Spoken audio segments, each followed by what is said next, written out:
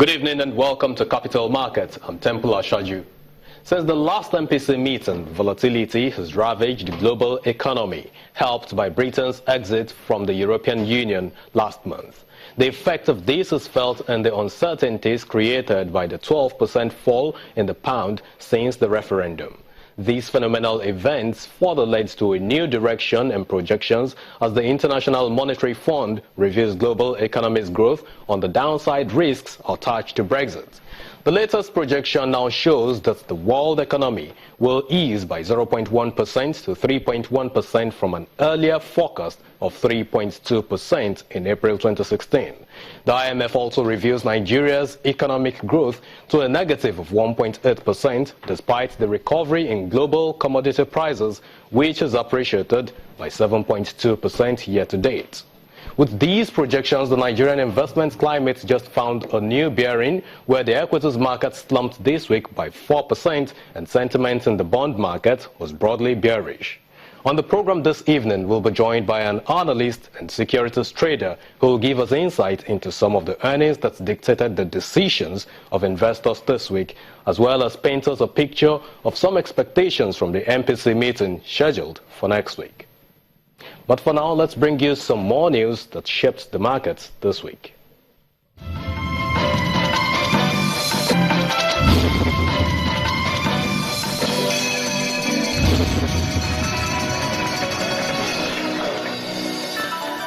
An economist, Professor Ekpo Akpan, wants the monetary policy authorities to revisit the newly introduced foreign exchange program in the country. He said this while critiquing the one-month-old policy at a forum on economic growth during the week. Professor Akpan argues that managed floating remains the best option for foreign exchange in an unproductive economy. The new foreign exchange market framework is not helping matters, a personal opinion. Okay? I know there are bankers here. Because the foreign exchange, the dollar or the pound, is not your money, it's scarce. Even the central bank thinks that it has 6 months, it can finance 6 months imports. It is provisional. Any shock can send disarray. And I say as someone who was a member of the central bank board for 5 years and the MPC for 5 years, it's provisional. That currency is not yours. The naira is not convertible. If I send naira abroad, no one will take it. In America, the dollar is convertible domestically and globally. During the global crisis, we look at the U.S. reserve balance sheet, they were $20 and sell it out. You cannot do that in naira. So once the commodity is scarce, you have to manage it. So a lot of confusion. The best you do a managed float. You watch the market. If the market gives you a price, the so-called market gives you a price, you move the bar. The central bank took too long. As we speak yesterday, it was 365.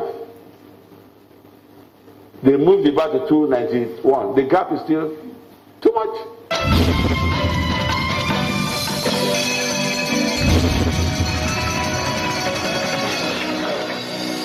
The chief executive of United Bank for Africa, Mr. Philip Odwoza, has advised policymakers in the continent to adopt friendly programs that will enhance trade integration between African nations. The Pan-African banker was speaking at a forum on financial inclusion in Lagos. Mr. Odwoza recommends that visa-free policies and incentives are some of the considerations that central banks in the continent can explore. African Development Bank report estimates that the informal sector contributes as much as about 55% to the GDP of sub-Saharan Africa and employs as much as about 80% of the labor force.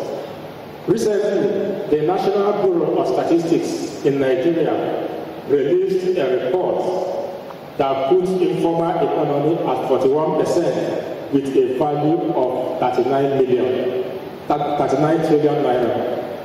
Informal trade is a significant part of this informal market and provides a huge opportunity. Concerning the potential of informal trade on the continent, I strongly feel that African central banks have greater role to play by collaborating to promote the development of cross-border trade platforms in order to encourage the informal sector to join the formal system. When this is done, the opportunity will be readily captured by Pan-African banks.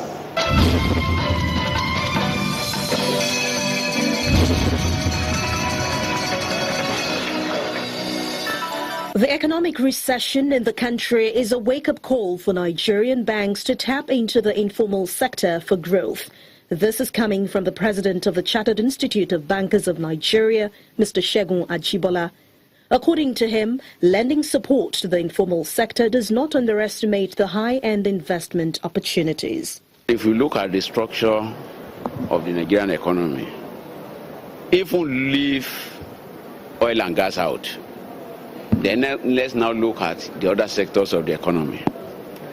You will discover that the contribution of the small-scale sector of the economy, the micro sector of the economy, is insignificant.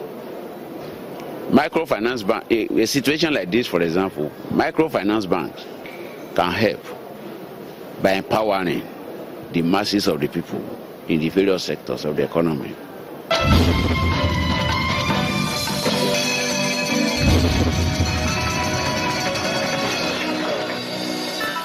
Stanbic IBTC has reviewed its international spending limits on debit MasterCard using ATMs, POS or web transactions. In a statement it released, the bank explained that with immediate effect, international ATM cash withdrawals, which was $50 or equivalent in other countries, is now $200 or its equivalent in other currencies. POS and online transactions, which before now had a limit of $100 or equivalent in other currencies, has increased to $500. According to the lender, monthly international spending limit for ATM is $300 from $150, while monthly limit for POS and online transactions is $1,200.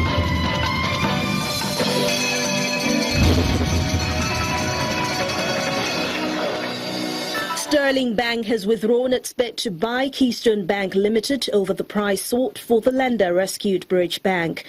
The management of Sterling Bank explains that Keystone also didn't fit in with the lender's current strategy, adding that Sterling Bank will focus on growing its existing businesses until another opportunity comes for inorganic expansion.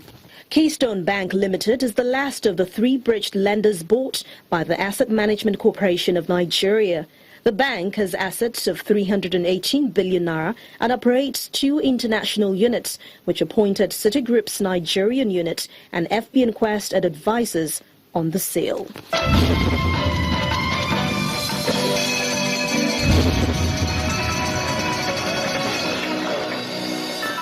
Guarantee Trust Bank and Axis Bank are asking for more time to submit their financial results for the first half of 2016. The banks made this position known in separate letters to the Nigerian Stock Exchange. GT Bank says members of its board of directors are scheduled to meet on July the 27th, 2016 to consider the audited financial statement, but assures the regulator that the result will be submitted not later than September the 30th, 2016. Axis Bank also gave a similar reason, appealing to the exchange to extend the submission date for its results until the meeting with its directors on the matter later in the month, promising its results will be filed not later than August the 31st, 2016.